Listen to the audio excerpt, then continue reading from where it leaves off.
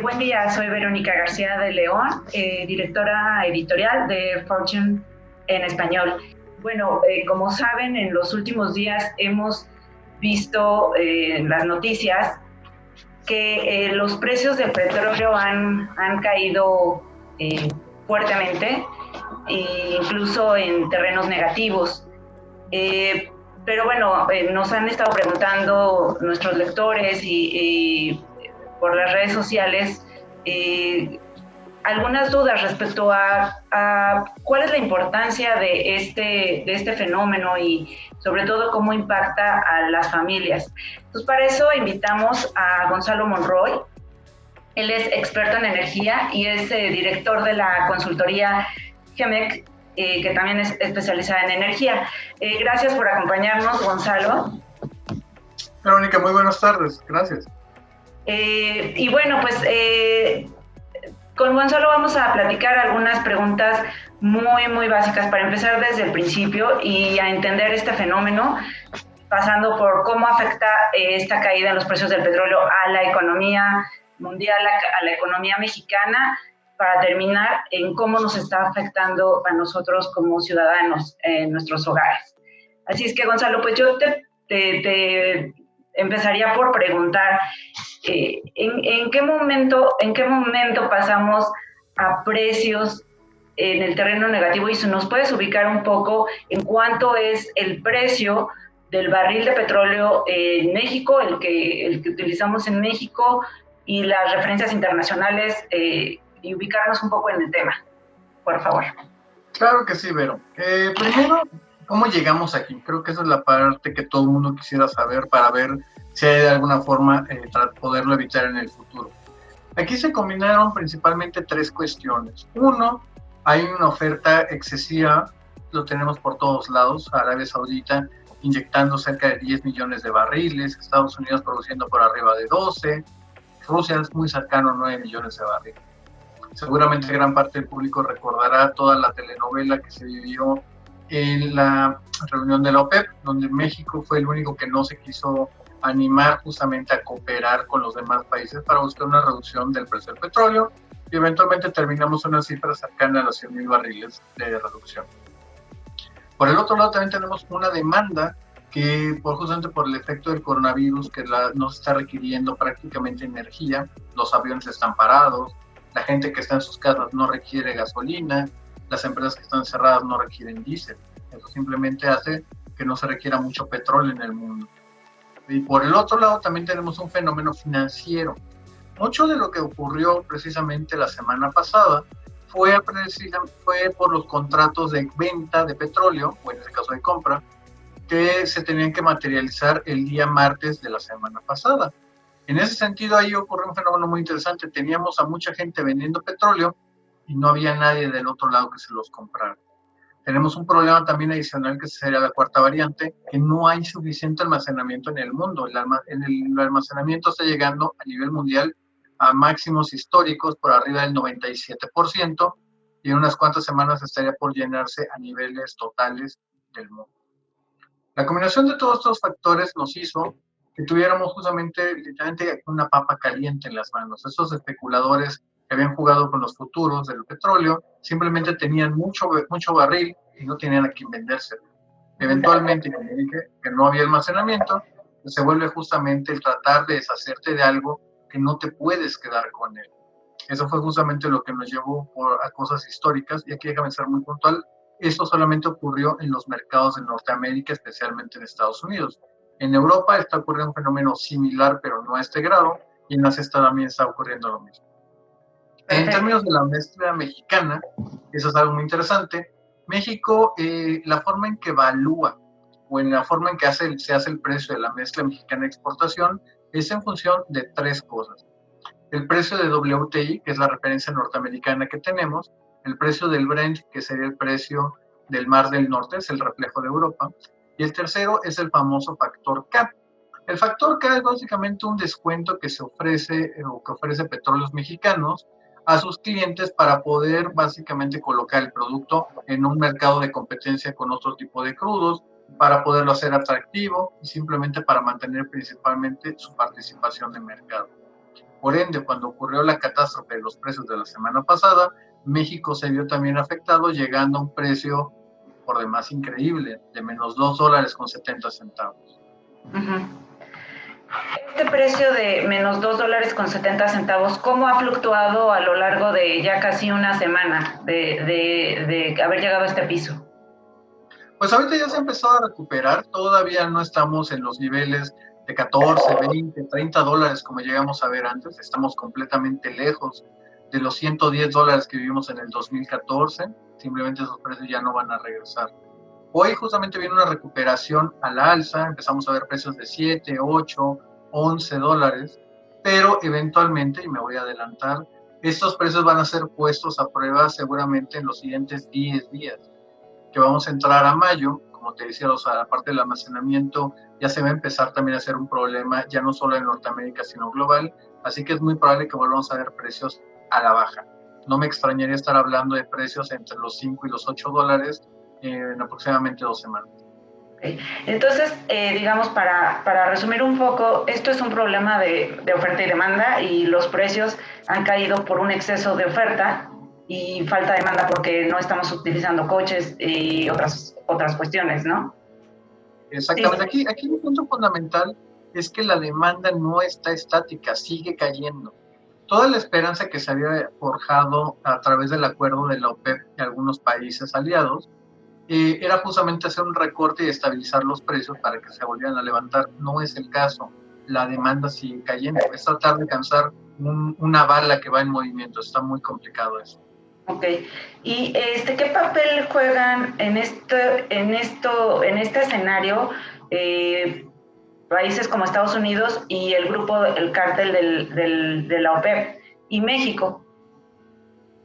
Principalmente los tres que acabas de mencionar, o los que había mencionado yo al principio, Rusia, Arabia Saudita, Estados Unidos, los tres son los únicos que producen cerca de, bueno, está alrededor de 10 millones cada uno o más. En ese sentido, los recortes que hagan ellos son los más importantes que afectan el mercado petrolero. Son estos tres los que tienen que poner todavía un poquito más de su parte. En el acuerdo que se ha hecho de la OPEP, donde se dio toda esa telenovela, se había acordado que todos los países contribuyeran con un 23% de su producción de octubre de 2018. En el caso mexicano, eso implicaba justamente reducir 400,000 barriles diarios, lo cual en un ambiente de precios deprimido como el que estamos hoy no era una mala idea. Petróleos Mexicanos tiene 7,790 pozos que producen en promedio cada uno 200 barriles. No se habla de 200,000, no estoy hablando de 2,000, no, 200 barriles, lo cual significa de que tenemos una gran cantidad de pozos que no están siendo económicamente viables ni siquiera a precios de $20. Para darle un poco de perspectiva al público, lo que tenemos es de que en el costo de producción de petróleos mexicanos únicamente está en $14.20. Cuando contabilizan dólares por barril de crudo equivalente, exacto. Eso es lo que cuesta extraer. No, eso es lo que cuesta extraer, pero estamos todavía lejos de hablar ahí de la rentabilidad. Para hablar justamente de eso hay que agregar tres elementos. Uno, el costo laboral, cuántos son los salarios, las prestaciones, cuánto es el costo de capital, de algún lado se tiene que pagar eso, y obviamente la parte de los impuestos. Cuando nosotros combinamos estas tres cosas al costo de producción, tenemos un costo aproximadamente de 28 a $29, dejémoslo en $30. A partir de ahí es cuando el petróleo mexicano empieza a ser rentable, bastante lejos de una cifra imaginaria que habló el presidente de $4, que no es ni cercana a la realidad. ¿Cómo afecta esta caída y este nivel de precios a México? Si le cuesta producir $30, ¿cuánto requeriría costar para que realmente le conviniera a Pemex producirlo? Aproximadamente requiere Pemex un precio de $30 para que esto sea rentable, aproximadamente. Pero la pregunta que me estás haciendo, Verónica, es un poco más grande. Porque, por ejemplo, aquí es donde entra factores clave como es la parte de las coberturas que se tienen contratadas. Aquí déjame distinguir de la que es la cobertura que hace la Secretaría de Hacienda, que ese es el bono más grande, o en este caso la acción mercantil más grande del mundo petrolero, con respecto a unas coberturas que hace Pemex, que son básicamente para darle flujo mes a mes. Y antes de eso, si nos explicas así rapidísimo en qué consiste una cobertura o qué es, para como entender. Claro que sí, claro que sí. Una cobertura o las coberturas petroleras que se han venido haciendo desde el año 1997 y con mayor frecuencia anualmente desde 2006, consiste en que básicamente se contrata un seguro que garantiza un precio, ¿no? Le da en ese caso a la Secretaría de Hacienda el derecho, no la obligación, de vender un barril de petróleo a un cierto precio. Obviamente, como todo seguro, tiene justamente un costo esa prima, obviamente. Esa prima depende de dos factores principalmente. Una, al precio que se quiere contratar, y dos, el volumen, la cantidad de barriles que se van a cubrir.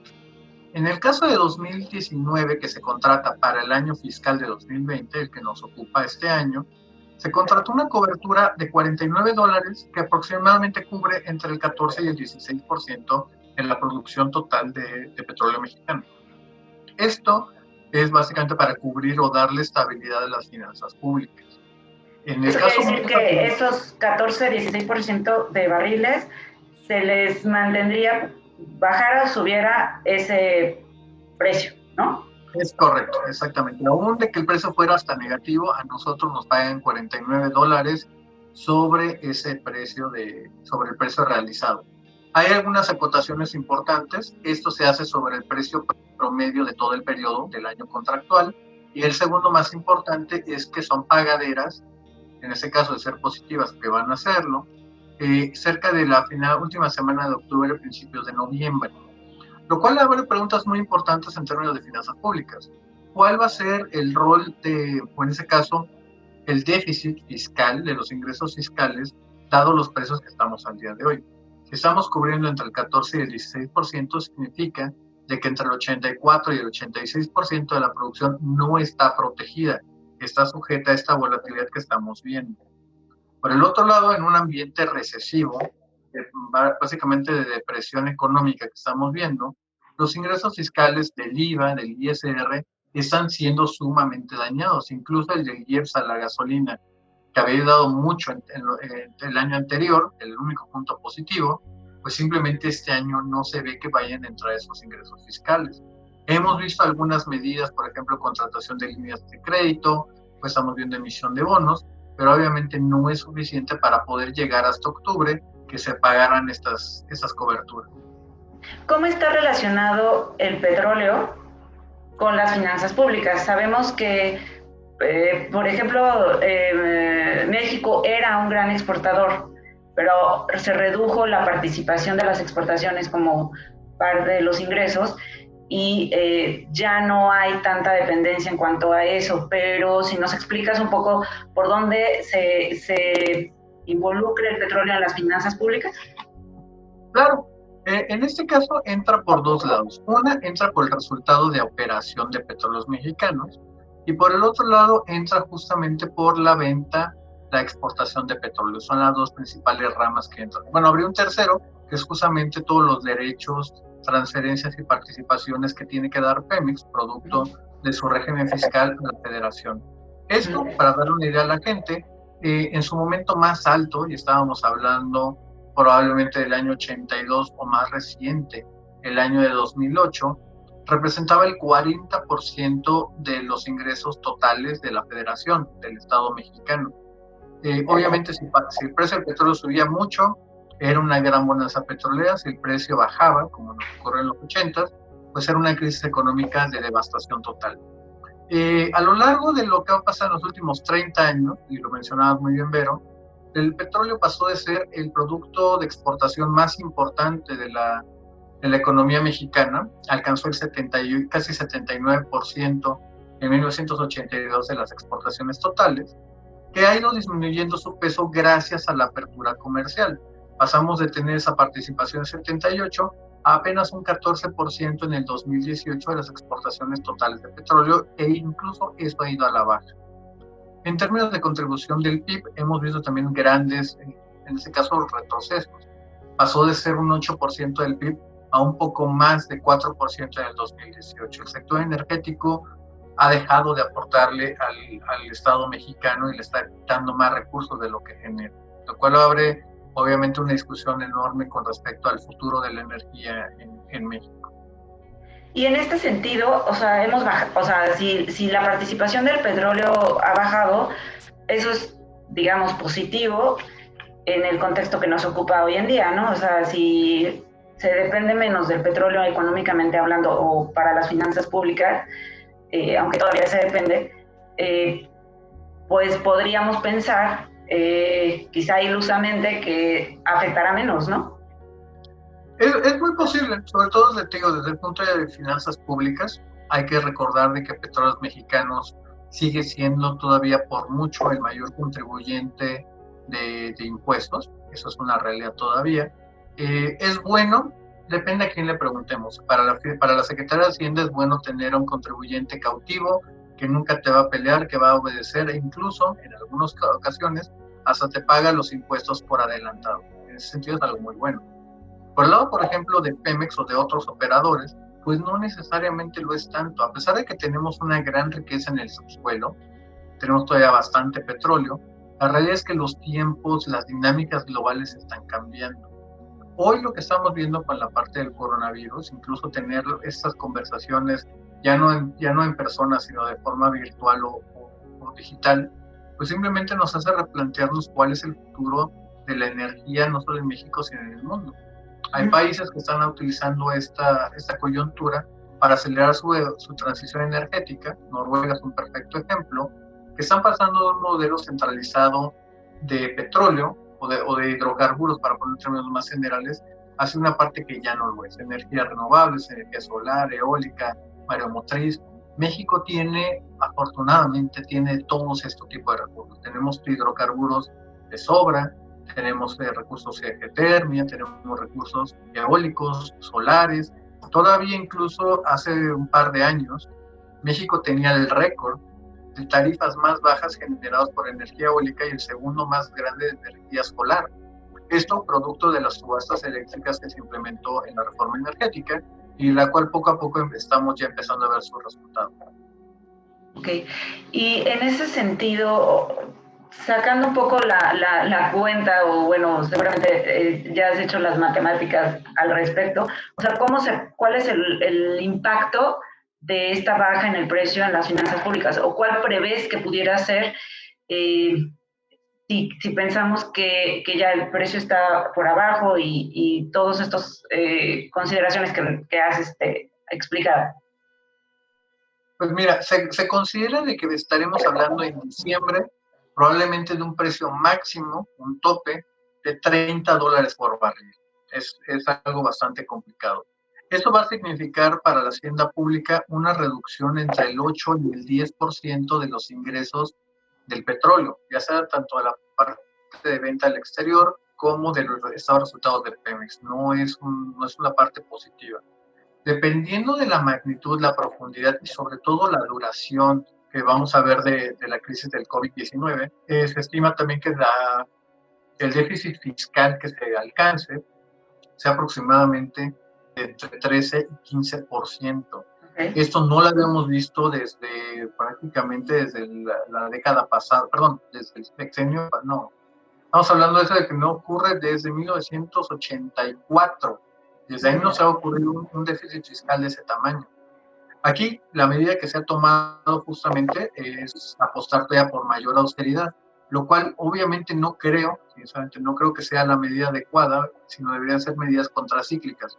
Un mayor gasto del sector público, apoyando principalmente a las grandes empresas, pequeñas empresas, medianas empresas, para preservar el empleo. Esto es lo que debería ser la prioridad, pero no estamos en esa discusión por desafortunadamente.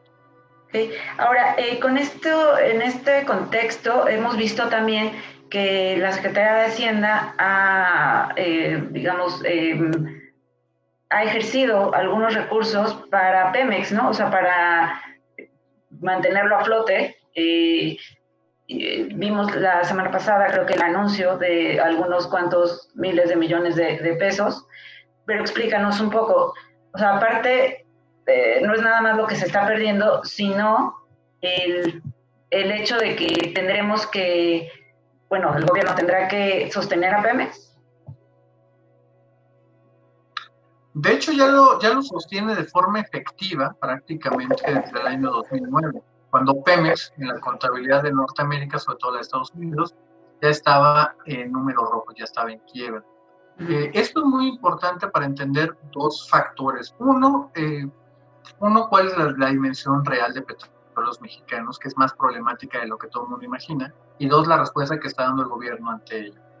Empezaré con la primera.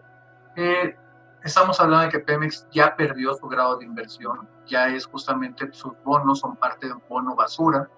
Los grandes inversionistas institucionales, principalmente los fondos de pensiones, ya no pueden tener la deuda de Pemex, con lo cual se ha empezado a ver desde antes que ya se había empezado a vender. Sigue teniendo un mercado atractivo, definitivamente, pero con otro perfil de inversionistas. En este caso, fondos de inversión que requieran un rendimiento sobre todo más alto.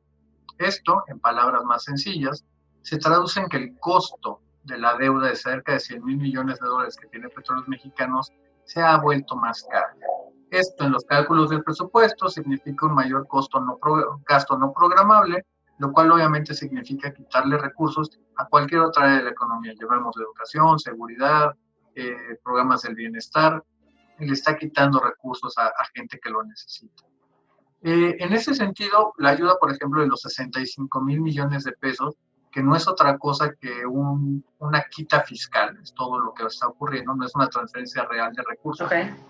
Esa parte es importante porque apenas representa poco menos del 40% de las obligaciones financieras que Pemex tiene en este año.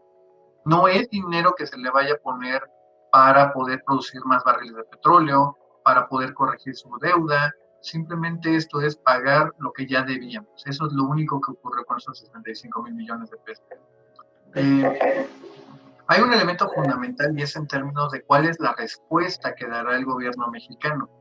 Y aquí una cosa que es muy buena y que sobre todo todos los mercados están literalmente contando con ello, es que el gobierno mexicano, sin importar el partido, estará siempre ahí con Petróleos Mexicanos y la va a sostener sin importar el costo. Esta es básicamente lo que sostenía a Petróleos Mexicanos con un grado de inversión que no se justificaba con sus acciones o con sus resultados. Todo lo que platicamos antes, esta insuficiencia presupuestal, obviamente abre la pregunta si el gobierno mexicano tiene suficiente margen, suficientes recursos para seguir apoyando a Petróleos Mexicanos. Esa va a ser la pregunta probablemente de la segunda mitad de este año y principios del siguiente. No debería extrañar tampoco a nadie que México terminara perdiendo el grado de inversión por estar apoyando a Petróleos Mexicanos. Con respecto a Petróleos Mexicanos, el gran problema, es que su modelo de negocio no sirve. Es un programa, es un plan que está enfocado en el incremento de la producción, como si fuese el parámetro de éxito. En realidad no lo es. El incremento que se tiene que dar es en el mejor perfil de la rentabilidad de Petróleos Mexicanos. No se trata que lo haga todo a cualquier costo. Se trata que lo que sea que haga, que lo haga bien y de forma rentable. Obviamente eso es un cambio en la conversación muy grande. El único parámetro que ha puesto, sobre todo el presidente López Obrador, es que el incremento de la producción lo justifica todo. Bueno, en 2018 la producción de Pemex, perdón, 2019 la producción de Pemex cayó en 7.8%. En este año se pronostica que caerá un 5% adicional, más allá de los 100 mil barriles que se ven comprometidos con la OPEP. Todo el esfuerzo, por ejemplo, que se está haciendo en las refinerías, lo está haciendo a un gran costo y está exacerbando las pérdidas de Pemex. Te puedo adelantar de que este primer trimestre que se anunciará a finales de esta semana va a ser un trimestre muy, muy malo para Petróleos Mexicanos y no será nada comparado con lo que va a ser el segundo trimestre que estamos viviendo ahora. Desde ahora te puedo adelantar que se proyecta que este va a ser el 2020 el peor año financiero de Petróleos Mexicanos. Y hasta que no haya un cambio de timón importante con respecto a qué es lo que va a seguir haciendo Pemex y cómo lo va a hacer, esa situación tan complicada solamente se va a seguir agravando. Y entonces no es tanto que le tenga que dar el tiro de gracia, sino que de alguna manera hacerlo rentable sin que signifique tantos recursos, erogar tantos recursos para el gobierno. Exactamente, Verónica. Y en el caso particular de Pemex, hay mucho que se puede hacer dejando de hacer. Hay muchos negocios, muchas líneas de negocios que no son rentables para Petróleos Mexicanos. El caso más palpable y el más costoso es obviamente la parte de las refinerías. Pemex no tiene por ningún lado, en ninguna parte de su ley, la obligación de suministrar la gasolina en México. Ya tenemos más de 25 marcas que siguen apostando y trayendo combustible a diferentes partes del mundo. Por el otro lado, tampoco Pemex tendría que estar haciendo nada en la producción de fertilizantes o de petroquímica.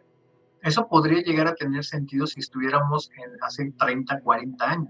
En este mundo que estamos justamente con recursos muy, pero muy limitados de inversión, Pemex tiene que escoger muy bien, y en este caso el gobierno federal tiene que escoger muy bien cuáles son los destinos de ese dinero. Y en ese sentido, pero, o sea, si el precio del petróleo es el que está ahorita variando y podrían hacer sentido que el tener una refinería y hacer el autoconsumo, digamos, que lo que México requiere de petróleo lo produzca aquí, volvería menos dependiente, digamos, de alguna manera al país de precios externos, de precios internacionales, y podría tener más seguridad en cuanto al precio o en cuanto al abasto, etcétera. No podría ser así. Pues mira, en realidad ese es parte de un discurso que está totalmente errado. Déjame adelantarme. El primero es que todo está en un supuesto bastante falso, una mentira, de que Petróleos Mexicanos es eficiente en la producción de refinados. Al día de hoy, los refinados en México le cuestan en promedio cerca de 45% más que un precio de barril importado. Eso es el problema. Para darte una idea, a los precios que estamos al día de hoy de la gasolina, que es aproximadamente 66 centavos por galón en Estados Unidos, lo cual se traduce con un tipo de cambio de 25, a cerca de 3 pesos con 45 centavos un barril de gasolina importada puesto en Tuxpan, Veracruz. Pemex no tiene ninguna refinería que pueda producir ese costo. El segundo, con respecto a que si esto nos afecta o no la volatilidad y nos deja más seguros, y te voy a explicar eso, tampoco tiene mucho sentido. No tendríamos que construir una refinería si queremos reducir la volatilidad. La volatilidad la podemos reducir haciendo un cambio en la fórmula de precios. La fórmula de precios actuales, que está en la ley, indica de que Petróleos Mexicanos primero tiene... De la gasolina, ¿verdad? Exactamente, el costo de la gasolina. El primero es que se importa el precio de la gasolina del Golfo de México, del lado americano, que es donde importamos principalmente la gasolina. El segundo son todos los costos de logística, cuánto cuesta importarlo, los ductos, ahí viene una parte incluso del robo de combustible, el famoso huachicol, y eventualmente también la parte de terminales. Estos dos costos están denominados en dólares, un elemento. Después de que llega a la terminal se le agregan lo que son los costos de última milla y el margen del gasolinero, tan vilipendiado y tan calumniado por esta administración. Y por último tenemos la parte de los impuestos. Como te decía, si nos cuesta 3 pesos con 50 centavos un litro de gasolina, pues en Tuxpan aproximadamente son 5 pesos con 60 centavos lo que te estamos pagando de impuestos. Agregamos justamente los costos de logística que obviamente son diferentes en cada parte del país y eso ya nos pone en precios de los 16 a los 17 pesos en el litro de magna. Obviamente esto no significa en lo absoluto la parte de la seguridad energética. Y pongamos el ejemplo que ocurrió el año pasado con el desabasto que tuvo el país, cerca de 17 millones de mexicanos. En ese sentido, un elemento muy importante, porque aunque el presidente López Obrador decía que teníamos unos buques allá en Tuxpan y que tenemos la gasolina la tiene que tener la gente cercana y a un precio asequible. De poco le importa a alguien en Morelia, en Guadalajara, en León, Guanajuato, que le digan que tiene la gasolina en un buque puesto en Tuxpan. Ellos lo requieren a 2 cuadras, a 2 kilómetros de su casa. Eso es la seguridad energética. Okay. Voy a hablar de seguridad energética, no tiene nada que ver con quién la produce, sino que la gente la pueda consumir en el momento que la requiere. Es dejar de hablar de quién produjo qué cosa, que es una muy falsa idea del control, con respecto a saber si lo puedes tener o no lo puedes tener. En la energía o en el mundo energético hay un dicho que es prácticamente una verdad. La energía más cara es la que no se tiene. Y México, por desgracia, aún con una nueva refinería, pues sigue estando en un nivel de vulnerabilidad. La estrategia del gobierno frente a esto está por definirse. Yo diría que está equivocada, está muy bien definida, pero está totalmente equivocada. La apuesta, por ejemplo, de Dos Bocas, que este era el momento ideal para, si no cancelar el proyecto, al menos retrasarlo. Y esos, te lo puedo adelantar, esos 2.500 millones de dólares, 50,000 millones de pesos, eso hubieran hecho una gran diferencia para darles cubrebocas, mascarillas, equipo médico, a todos los médicos que están combatiendo esta crisis de la pandemia. Eso es lo que hace una diferencia. No saber de que vamos a tener un mausoleo, un elefante blanco, parado en las costas de Dos Bocas, Tabasco. Claro. Y el hecho de que tú mencionabas en el inicio de la conversación que México ha logrado ser competitivo en los precios de energía eólica y energía solar. ¿Cómo estamos en este tema de energías renovables? Como para que también se pudiera apostar por esta otra energía en lugar del petróleo. Esa es una excelente pregunta, Verónica. Y de ahí, fíjate, yo creo que no hay que inventar el hilo negro, es simplemente tomar lo que ya estábamos haciendo y estaba funcionando muy bien. Le habíamos justamente dado una gran oportunidad al mercado, a los inversionistas privados, de ofrecer en un mecanismo bastante transparente que ofrecieran sus precios más competitivos. El Estado mexicano no tenía y no tiene que gastar absolutamente nada en esa generación eléctrica. Como son contratos de largo plazo, queda justamente ahí garantizado. Detrás está justamente la CFE generando, comprando energía muy barata que no le cuesta trabajo generar y que se puede aprovechar de muchas cosas. Esto le permitió a CFE tener un cambio y una transformación muy, muy importante. CFE pasó de ser una industria eléctrica a volverse una empresa de energía. ¿Dónde está la gran diferencia? En un principio nada más produce a través de una hidroeléctrica, de una nucleoeléctrica, que tenemos en Laguna Verde, algunas carboeléctricas, en general ciclos combinados, y 2 que 3 por ahí varias termoeléctricas de combustible. Le permitió salirse de ese negocio que no le era tan rentable y pasarse justamente a ser un comercializador de energía, principalmente de gas natural, lo cual al día de hoy es la subsidiaria, CFE Energía, la que más dinero está aportándole a esta gran empresa. Este cambio de mentalidad, este cambio de chip, de pasar de una empresa de electricidad a una empresa de energía, es lo que estaba proyectando a CFE como ser una de los grandes campeones nacionales. Pemex nunca tuvo esta visión. Pemex se empecinó en hacer prácticamente petróleo, y vamos a hacer el petróleo, y vamos a ser refinados, y nunca logró sacarse esa parte para volverse una empresa de energía.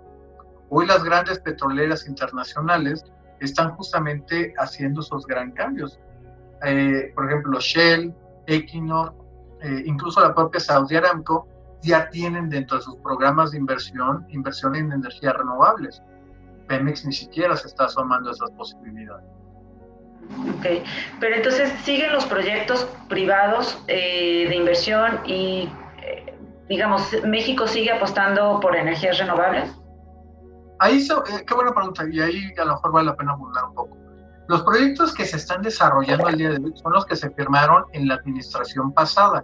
A partir del cambio de la nueva administración, esos proyectos, esos mecanismos, las subastas, se han visto cancelados. Incluso en muchos casos se están viendo amenazados por decisiones unilaterales para beneficiar de una forma bastante artificial y mañosa a la CFE.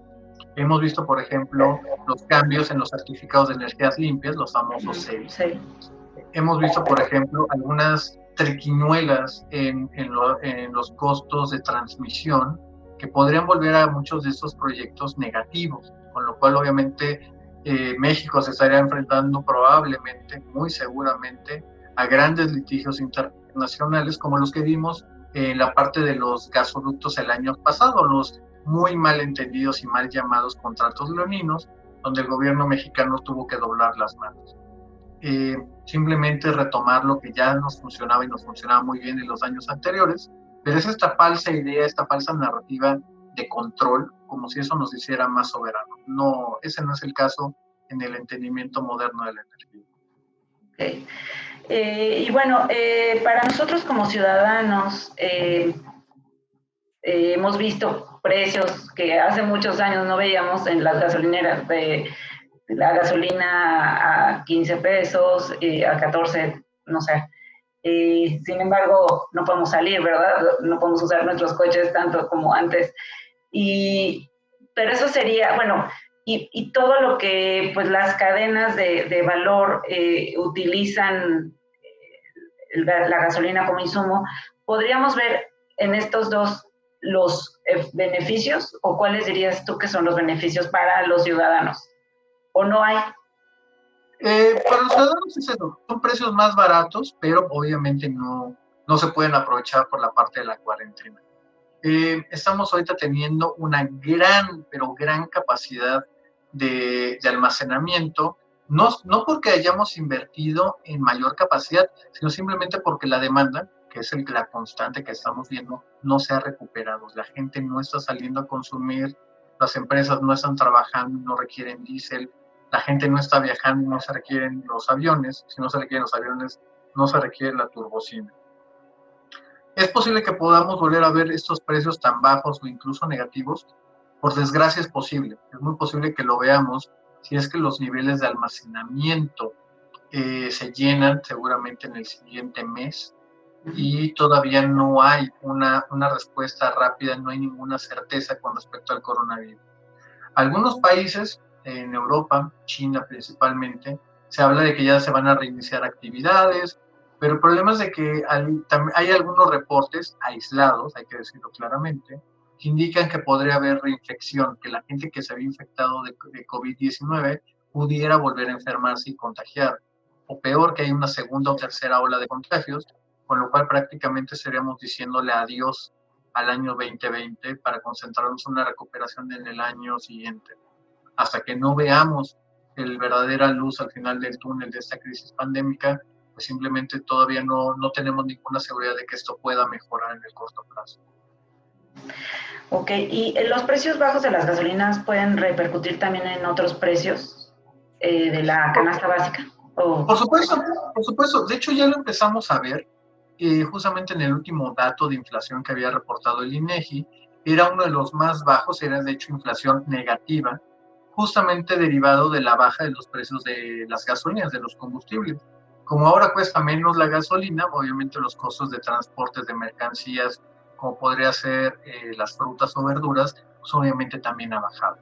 Como estamos viendo también de que los costos de la electricidad en general, disasociados de esa parte que había manejado la CFE de los aumentos ya programados, en realidad los costos de la energía también se han visto disminuidos producto de la crisis del COVID-19.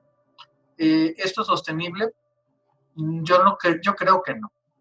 Creo que justamente cuando empiece la demanda a resumir todos nosotros nuestras actividades normales, obviamente la demanda subirá, con ella van a subir los precios y regresaremos a los niveles que estábamos acostumbrados en los últimos años. No es lo mejor del mundo, pero es mejor que estar encerrado. Ok, perfecto. Entonces, sí veremos que se puedan regresar los precios a lo que estamos acostumbrados anteriormente. Es muy posible, es muy posible. Con una cuestión de ajuste en la demanda, ¿no? Pero, sin embargo, México tendría que estar viendo ya hacia otros lados, o sea, México tendría que estar ya viendo cómo sustituir este modelo de negocios en el que se ha basado. El gobierno tendría que cambiar el rumbo para tener un futuro más sostenible en este terreno, en el terreno energético. Yo creo que en esa pregunta, Verónica, se encierra literalmente la gran pregunta de nuestros tiempos. ¿Y a qué me refiero? Por un lado, estás viendo países que están aprovechando esta crisis para acelerar su transición energética, hacer el desfase de los hidrocarburos principalmente, no del petróleo, porque seguramente hay cosas que del petróleo seguirán, desde cosas como en la parte textil, para las partes como las llantas, el asfalto, la propia turbocina, pues simplemente hay cosas que no van a ser tan fácilmente sustituidas. Por el otro lado, lo que sí podemos ver es que, como te decía, es una decisión soberana. Habrá algunos países que aceleren esta transición, habrá otros que justamente aprovechando los precios bajos van a seguir alimentando su adicción al petróleo. Harán justamente sus grandes apuestas a un combustible que empieza y empezará a estar cada día más en desuso con respecto a otras energías, sea desde la parte de autos eléctricos, transporte masivo, nuevas formas de convivencia incluso, que van a ir cambiando nuestros hábitos con respecto a cómo consumimos la energía. Esa justamente va a ser la decisión entre los grandes estadistas que estén pensando en una visión de futuro de siguientes generaciones y de políticos que están buscando la siguiente elección. Creo que ahí es donde se va a resumir gran parte. Ok, perfecto. Y me quedaba una duda en cuanto a los precios, porque justo ayer comentábamos un poco entre amigos que pues estábamos viendo precios más altos en el súper, ¿no? Esta cuestión de a veces la inflación como dato macroeconómico dice una cosa, pero en el mercado o en el súper vemos otra cosa. Sí, podría haber un incremento en los precios por alguna otra razón que no sea la gasolina en algunos productos, aunque la inflación ha bajado, ¿no? Sí, principalmente está asociado esos costos a la parte de distribución. Toma, por ejemplo, el caso, lo decías muy bien, del súper. El súper, o agarremos, por ejemplo, lo que sería algo así como la central de abastos, cosas así, y ellos llevaban X número de toneladas, vamos a decir 10 toneladas de jitomate, por decir algún producto de alguna cantidad. Y de pronto la gente no sale al tianguis, no sale al mercado, y de pronto tienen mucho producto que se está quedando. Como es producto perecedero, si no se vende, se tira o se tiene que hacer algo con él. Obviamente lo que está pagando el público en esos incrementos de precio es todo el producto que se está echando a perder.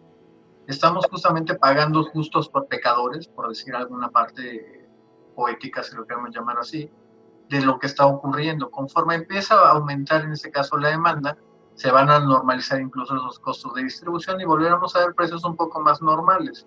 Pero ahorita es producto de circunstancias completamente inesperadas. Y bueno, pues ya para terminar la conversación, que te agradezco mucho que estés teniendo con nosotros, te preguntaría, entonces, la siguiente, digamos, el siguiente momento crucial que estaremos viendo en cuanto a los precios del petróleo tiene que ver con la capacidad de almacenamiento que tenemos, es decir, qué capacidad de almacenamiento tiene México y cuándo podríamos ver que podría llegar a verse rebasada o no se verá rebasada en el corto plazo. Bueno, te adelanto que la capacidad de almacenamiento de crudo, de petróleo crudo en México, es de apenas un día y medio. En otras palabras, prácticamente México no tiene capacidad de almacenamiento. Tenemos unos cuantos pozos abandonados ahí al sur de Veracruz, en Tabasco, y eso es todo lo que tenemos. Por ejemplo, con respecto a lo que me preguntabas hace rato de los modelos de negocio, hoy Pemex podría aprovechar muchos de los campos abandonados que tiene para que sirvieran de almacenamiento, ya sea para Pemex y que no ande malgastando o malbaratando el petróleo mexicano, o bien podemos rentárselo a empresas internacionales y que nos paguen para tener justamente ese petróleo. Podríamos estar ahí justamente con una visión de negocios diferente a la que estamos al día de hoy. Pero obviamente aquí a las autoridades es a las que les toca esa tarea de dar las soluciones o de enfrentar las consecuencias. Pero y entonces, si se tiene de capacidad de almacenamiento un día y medio, ahorita, ¿qué está pasando con esta sobreoferta que hay de crudo y la poca demanda? O sea, ¿no se ha llegado a ese día y medio de almacenamiento o qué está pasando? No, aquí a lo que me refiero es justamente al crudo mexicano. El crudo mexicano es el que tiene 1.5 días. Ah, ok. Por eso México solamente tiene dos opciones. Lo produce y se lo vende justamente a los mercados de exportación o lo manda a sus refinerías.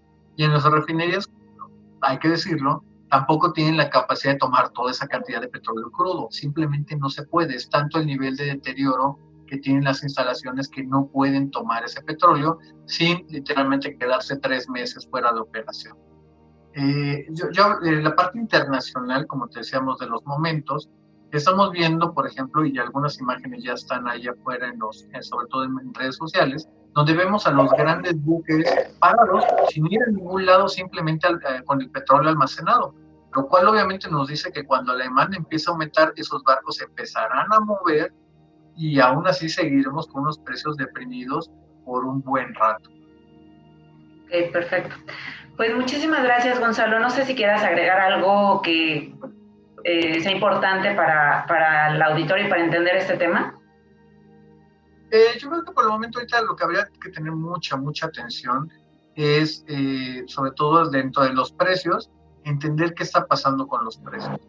Pensar de que esto va a ser una situación que se va a perdurar por toda la vida, es muy probable que no lo sea, pero tampoco estamos tan cerca de estar ya solucionados. Pensar de que esto se va a solucionar en un mes o dos, no parece ser el caso. Hay que estar preparados como país, como sociedad, como individuos, como familias, para una temporada larga todavía de este tipo de medidas. Okay. Y nada más como última duda, si se carece de estos ingresos, tendría que estarse pensando el gobierno en sustituirlos por otros, pero existen formas o además de la recaudación fiscal, ¿de qué otra bolsa puede echar mano el gobierno para aumentar sus ingresos? Pues qué buena pregunta, Verónica. Ahí lo que ha hecho el gobierno es que ha hecho, por ejemplo, y echado mano de todos los fondos y fideicomisos que hay prácticamente en el gobierno federal. El principal, obviamente, el Fondo de Estabilización de los Ingresos Petroleros, el FEI, que tenía un saldo acumulado de cerca de 13,000 millones de dólares. El año pasado, sin que hubiera una crisis económica, se utilizaron 6,500. Apenas en febrero ya se hubieran utilizado el restante de 6,500 en esta administración. Vimos, por ejemplo, el decreto de extinción de varios de los fideicomisos que manejaba la Secretaría de Hacienda y en general el gobierno federal, y de ahí también están tomando recursos. Obviamente esto va a ser insuficiente con respecto a la crisis que viene, y ya en términos generales entraríamos a temas que realmente son tres. O se aumentan los impuestos, hay una contratación de deuda o hay un déficit fiscal. Alguna de estas tres patas de este tripié va a romper. La apuesta que está haciendo el gobierno del presidente López Obrador de apostar por todavía mayor austeridad, si esto nos lo mostró el año pasado, que nos dejó en una recesión de 0,1% negativo, pues simplemente estaría exacerbando todavía más la recuperación del año 2020. De ser espectacularmente este año, no creo que sorprendiera a nadie que en 2021 también México estuviera negativo y no pudiera aprovechar cuando el mundo por fin regrese a la normalidad. Ese es el gran riesgo de las decisiones que se toman el día de hoy. Quizá entonces la vía pueda ser tomar algún préstamo o hacer uso de la línea que tiene de crédito del Fondo Monetario Internacional. Es correcto. Sobre todo tiene que pensarse para qué se va a usar. No es tanto de agarrar y aventar el dinero desde un helicóptero. Es simplemente ver dónde se tiene que usar, cómo vamos a hacer la forma para que se preserve el empleo de las familias. Tenemos a millones de mexicanos en la informalidad. ¿Cómo les hacemos llegar por canales oficiales justamente la forma para que se mantengan en casa? Yo no creo de que ninguna persona tenga que estar en la decisión infame de tener que decidir si se queda en casa o se sale y se expone y se muere. La gente no tendría que morirse por salir a trabajar. Ahí es donde el gobierno mexicano tendría mucho que hacer para tener unos planes que le pudieran dar certeza a la gente en un ambiente donde hay muy pocas certezas, donde hay muchas dudas, donde hay mucha incertidumbre y también hay mucho miedo. Okay. Pues sí, estamos rodeados de ese ambiente ahorita, pero por lo pronto contigo hemos resuelto varias dudas y ahora tenemos más información y eso, bueno, es algo muy positivo. Te agradezco mucho, Gonzalo. Si nos compartes dónde podemos consultarte otras preguntas o que el público pueda contactarte. Claro que sí. Principalmente en redes sociales me pueden encontrar en Twitter como G-Monroy Energy. Ahí podemos continuar la conversación. Perfecto, pues muchísimas gracias. Gracias a todos por conectarse a este canal y seguimos en contacto y proveyendo información útil. Gracias, Gonzalo. Verónica, hasta luego. Gracias.